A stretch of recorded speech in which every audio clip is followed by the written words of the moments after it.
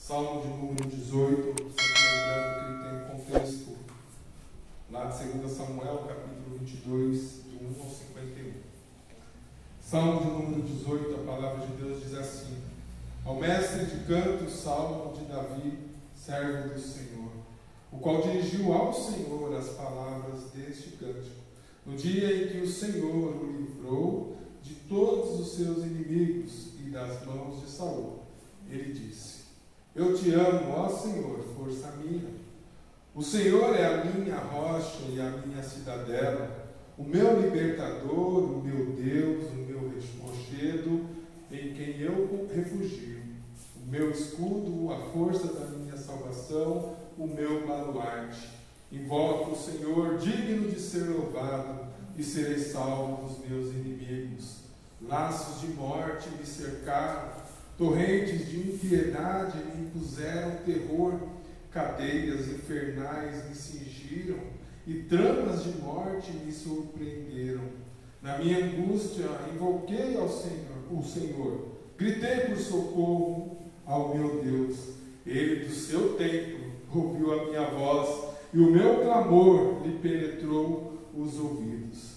Então a terra se abalou e tremeu, vacilaram também os fundamentos dos montes e se estremeceram, porque ele se indignou. Das suas narinas subiu fumaça, e fogo devorador da sua boca. Dele saíram brasas ardentes. Baixou ele os céus e desceu, e teve sob os pés densa escuridão. Cavalgava um querubim e voou, sim, levando velozmente as asas do vento. Das trevas fez um manto em que se ocultou, escuridades de águas e espessas nuvens dos céus eram o seu pavilhão. Do resplendor que diante dele havia, as densas nuvens se desfizeram em granizos e brasas chamejantes. Trovejou então o Senhor nos céus, o Altíssimo levantou a voz. Houve granizo e brasas de fogo. Despediu as suas setas e espalhou os meus inimigos. Multiplicou os seus raios e os desbaratou. Então se viu o leito das águas e se descobriram os fundamentos do mundo. Pela tua repreensão, Senhor, pelo iroso refogar das tuas narinas. Do alto me estendeu ele a mão e me tomou. Tirou-me das muitas águas, livrou-me de forte inimigo e dos que me aborreciam, pois eram mais poderosos do que eu. Assaltaram-me no dia da minha calamidade, mas o Senhor me serviu de amparo. Trouxe-me para um lugar espaçoso, livrou-me, porque Ele se agradou de mim. Que a palavra de Deus faça morada no teu coração, meu irmão. Nós estamos estudando esse texto e Salmo de número 18 é muito forte, ele é muito poderoso em ensinamentos e, por outro lado, desafiador para nós que dizemos que amamos a Deus. O primeiro mandamento é: amarás o teu Deus de todo o teu coração e o seu próximo, como a ti mesmo. E este mandamento, nós vemos aqui logo no começo, sendo expresso pelo rei Davi. Eu acredito que nós precisamos também iniciar a nossa adoração, iniciar a nossa oração, talvez iniciar o nosso dia, dizendo: eu te amo, Senhor. E eu disse nas últimas quartas-feiras que este amar não é simplesmente da boca para fora. Ele vai ser cada vez mais intensificado através das tuas experiências com Deus. E como que você vai ter experiências com Deus? Buscando cada vez mais. Se você for ver na introdução, ou na primeira parte desse salmo, onde está em itálico aí, Davi ele não se coloca como o rei, porque ele estava aqui em um momento onde todos os seus inimigos haviam sido destruídos, haviam sido liquidados. Deus havia destruído todos através da mão de Davi. Mas ele não disse: eu, rei de Davi, chego diante do Pai. Ele diz assim, ao mestre de canto, o salmo de Davi, servo do Senhor. Quando nós vemos os apóstolos, o apóstolo Paulo, por exemplo, escrevendo as suas cartas, ele se identifica assim como apóstolo do Senhor Jesus Cristo, mas em quase todas ele diz servo do Senhor Jesus Cristo, enviado pelo próprio Deus. Nós também somos assim, nós somos servos de Deus. E estes servos, ele pode demonstrar amor a partir do momento que serve a Deus, que serve ao seu Senhor. Então a pergunta que nós podemos fazer logo de introdução: você tem servido com todo o seu coração ao Deus a quem você serve? A quem você professou a sua fé? A quem você diz que ama? Se você o serve de todo o teu coração, então você pode, no começo das tuas orações, no começo da tua adoração, dizer: eu te amo, ó Pai, porque você o serve. E aí quando você o serve, você vai entender que diante de todas as suas lutas e batalhas, o teu Deus será o seu rochedo, o seu baluarte, o seu poder para realizar as coisas, e não simplesmente na nossa força. E aqui o salmista diz que, olha, laços de mortes infernais me cercaram. A vida não está fácil. A vida não foi fácil. Eu olho para trás, eu sofri muito. Porém eu vejo a mão de Deus em todos esses sofrimentos me livrando.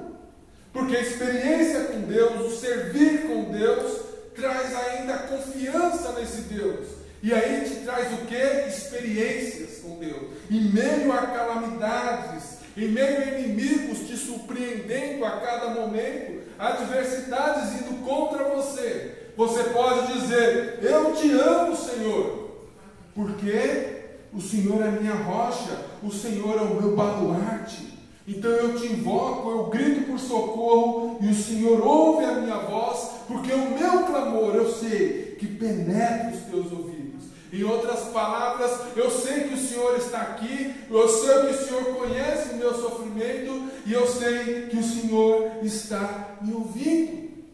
Então os primeiros versos deste salmo diz da grande confiança que nós devemos ter com Deus, muito mais do que palavras, é de ações, é de vida com Deus, é de estar servindo a Ele em todo momento, porque você o ama e quer fazer cada vez mais a sua vontade. Eu não sei se você já teve experiências com Deus, experiências onde talvez você viu, olha, não há solução, mas mesmo que você não tenha, ou não tenha tido nenhum tipo dessas experiências, o motivo de você estar aqui hoje com saúde, o motivo de você estar aqui hoje é podendo cultuá-lo. Isso significa que Deus está te livrando, que Deus está com você, que Deus tem cuidado da sua vida. Hoje nós saímos de casa, não sabemos mais se voltamos. E por que nós voltamos? Porque Deus está nos livrando. E quando Deus age, a partir do verso número 7, como nós dissemos semana passada, Ele age de forma poderosa. Ele coloca aqui como se fosse uma grande tempestade. E Ele mostra que é como se o céu se abrindo, uma densa nuvem, escuridão, e de repente quem aparece no meio de tudo isso? Deus, voando como querubins, voando por cima de tudo e dizendo: eu tenho controle. O Senhor Deus sai do seu alto e sublime trono e olha para aqui e vai de encontro com todos os seus inimigos. É exatamente isso que nós vemos do verso de número 7 até o verso de número 12. Se os irmãos e as irmãs repararem em tantas figuras de linguagem que o salmista usa para tentar descrever o poderio de Deus, é magnífico. Ele fala no verso de número 7, dizendo assim: então a terra se abalou, um terremoto. Depois ele diz no verso de número 8: das suas narinas subiu fumaça e fogo devorador. Quem é que já não viu um vulcão, pelo menos pela TV, em erupção, onde passa suas chamas consome tudo. E a figura que ele está dizendo, quando Deus se indigna contra os seus inimigos, ele age dessa maneira. Ele age com poder. No verso número 10 ele diz: cavalgava como um querubim e voou, se elevando velozmente nas asas do vento. E aí ele começa a descrever a partir do verso número 11, quando o Senhor vem, quando o Senhor age, ele age com poder. Olha o verso de número 12: do resplendor que diante do brilho que sai dele, as densas nuvens se desfazem em granizos de brasas chamagentas. Meus irmãos, isso é muito lindo. Só que nós não estamos mais acostumados a ver o poderio de Deus, nem mesmo na natureza. Mas aqui, quando nós vemos o texto sagrado tentando nos mostrar quão grande é esse Deus, nós precisamos atentar, sair do que é normal para nós e ver a grandiosidade de Deus que controla todo o terremoto. É Ele que diz para que o vulcão se agite. É tudo assim que funciona, pelo poder de Deus. E quando nós estamos clamando a Ele em meio a dificuldades, é assim que Deus age. Ele age com poder. Por isso que no verso de número 13 ele diz uma questão, ele mostra uma ilustração, melhor dizendo, em relação a uma grande tempestade. Trovejou então o Senhor dos céus, o Altíssimo levantou a voz, e houve granizos e brasas de fogo. Quando o Senhor age, Ele age com poder. Quando Deus se ira contra os seus inimigos, Ele age de forma decisiva para te livrar. O Senhor nosso Deus, Ele não brinca em serviço. O nosso Deus, Ele está sempre cuidando de nós. E quando nós clamamos, como nós lemos nos versículos anteriores, o nosso clamor, o nosso grito de socorro penetra nos ouvidos do Deus Todo-Poderoso, no Deus que está nos céus. Interessante que ele usa bastante expressões, abrindo-se o céu e descendo, porque o nosso Deus está sobre todas as coisas. Não há outro Deus igual o nosso Deus, mas nós temos que experimentar isso na nossa vida. Nós achamos que isso é muito longe ou distante de nós, e não é. Quando nós dobramos os nossos joelhos e clamamos a Deus, por qualquer que seja a dificuldade, a adversidade ou inimigos, Deus age poderosamente. Deus não deixa os seus filhos sofrerem. Como eu disse, na nossa angústia, naquele lugar apertado, onde não há saída, é Deus que vem, como diz aqui, como um trovão e despedaça, desbarateia todos os nossos inimigos. Ou nós cremos neste Deus, ou a nossa fé é vã. É assim que nós precisamos entender o nosso Deus. Mas você precisa ter experiências com esse Deus. Você precisa querer mais esse Deus. Nós precisamos estar mais perto deste Deus. Olha o verso 14: despediu as suas setas e espalhou os meus inimigos, multiplicou os seus raios e os desbaratou. Ou nós cremos nisso, ou a nossa fé é vã. O nosso Deus, Ele age, Ele nos protege, Ele move o mundo se for necessário para te proteger. Basta nós olharmos para as Escrituras, basta nós crermos em Cristo Jesus, o nosso Deus. Interessante que todos esses efeitos, quando nós olhamos lá no Pentateuco, e principalmente em Êxodo, relatando a saída do povo, como que foi? Foi de qualquer forma? Não. Deus agiu soberanamente e poderosamente, mandou 10 pragas. Quando o povo estava lá atrás dele, o exército de Faraó, na frente o mar vermelho, cercado de montanhas rochosas. E agora, Moisés, o que faremos? Moisés pergunta a Deus, o povo está clamando. E Deus, em outras palavras, diz: não é hora de clamar, simplesmente marche, bata o seu bordão ali e você verá o poder de Deus agindo. Então nós precisamos crer nesse Deus. vivenciar as boas novas do Evangelho na nossa vida, que é o poder de Deus. Porque senão não adianta. Não adianta nós professarmos a nossa fé se nós não cremos no nosso Deus. Nosso Deus, Ele age de maneira poderosa. Ele abriu o mar vermelho. O povo passou em seco ou em terra firme. Quando o exército de Faraó veio atrás do povo, todos foram mortos. Quem é que faz isso? É o próprio Deus. E é assim que Deus age na nossa vida. Talvez você não vai ver raios caindo em cima dos seus inimigos, mas você vai ter experiências cada vez mais fortes com Deus, a partir do momento que você o servir, a partir do momento que você o amar. Porque o Altíssimo levantou a voz e faz justiça. E Ele julga o povo, Ele julga os povos com equidade. Nós precisamos crer nisso. Nós precisamos vivenciar tudo isso. E agora no verso de número 16, no verso de número 15, nós vemos que então se viu o leito das águas e se descobriram os fundamentos do mundo pela sua repreensão, Senhor, pelo iroso refogar das tuas narinas. Nosso Deus que é justo, Ele age com justiça, com poder e com soberania total. E aí no verso de número 16, ele começa a dizer, expressar o salmista aqui, como que Deus age na vida do crente. E é assim que Ele age. Do alto me estendeu Ele a mão e me tomou. Irmão, essa expressão é tão maravilhosa. Sabe quando você está... vamos usar o exemplo que eu usei lá no buraco, no fundo, apertado.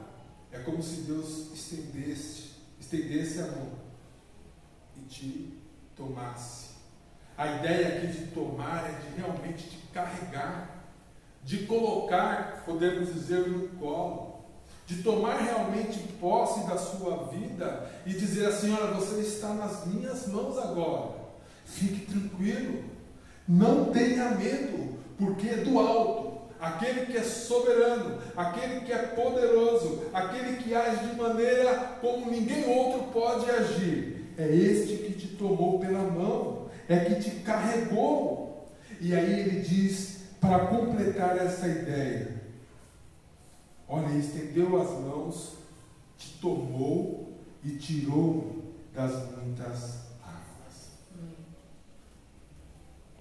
Tirou das muitas águas aparece 3 vezes na palavra de Deus, aqui no Velho Testamento. A primeira é referindo à explicação do nome de Moisés, que é tirado das águas. E aqui, em 2 Samuel, que é um texto muito parecido com esse, com algumas modificações, também aparece essa expressão. E a outra é aqui nesse texto. A ideia é que o Senhor nosso Deus, em meio a todas essas turbulências, Ele tem a provisão certa para a nossa vida. E quando Ele age, Ele não te tira aos poucos. Ele não te tira um pouquinho só, mas Ele te tira com força. Ele te arranca dessa situação, porque você está no poder de Deus. Você entendeu? Você é como se Deus tirasse com todo o seu poder.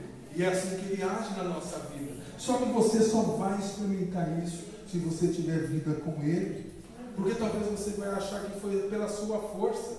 Irmãos, reparem a partir do verso 16 até o verso 19 que nós vamos estudar agora. Ele nunca usa o pronome eu. Ele sempre coloca e tirou-me, e salvou-me.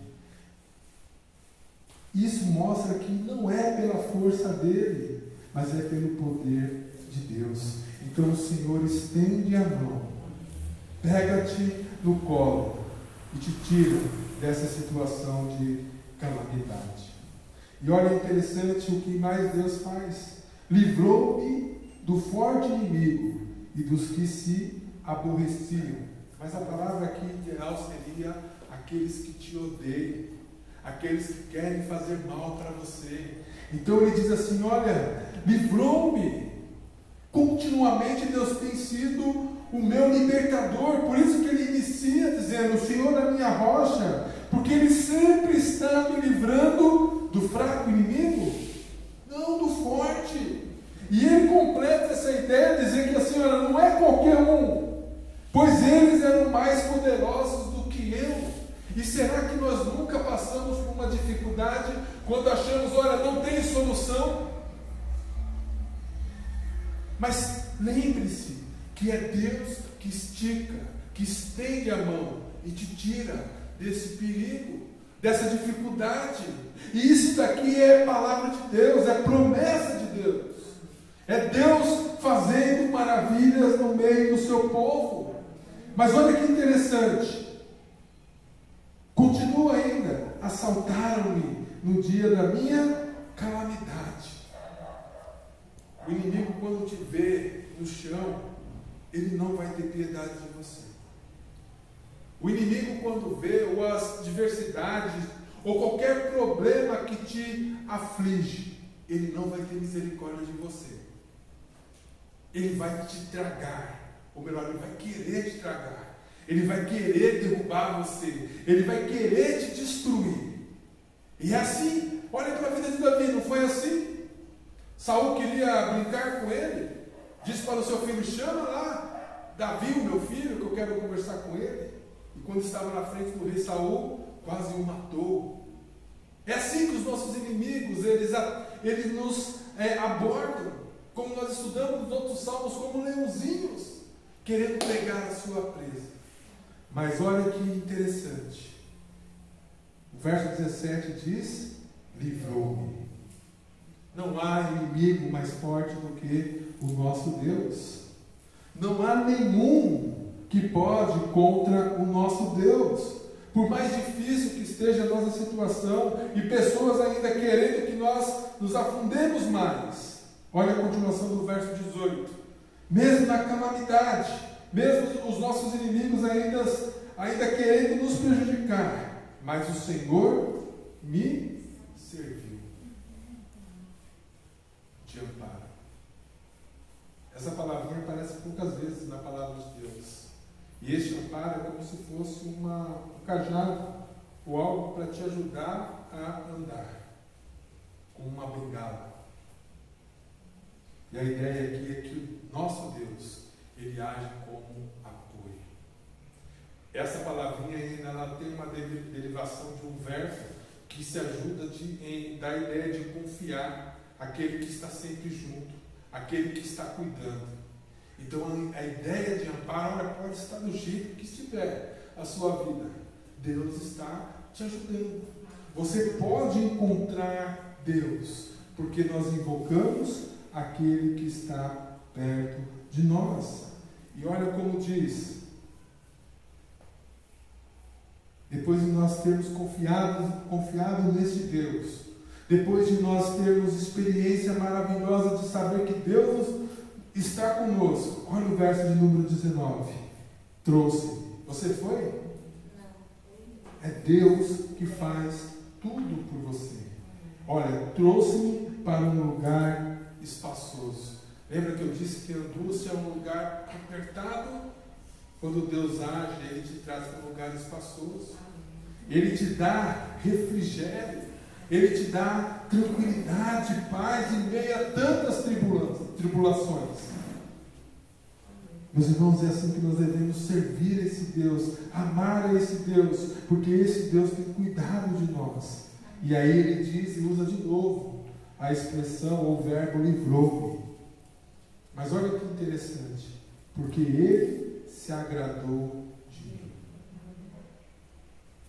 Nós que somos pecadores, nós que somos falhos, nós que não confiamos em Deus, nós que muitas vezes nem sequer o servimos como deveríamos servir.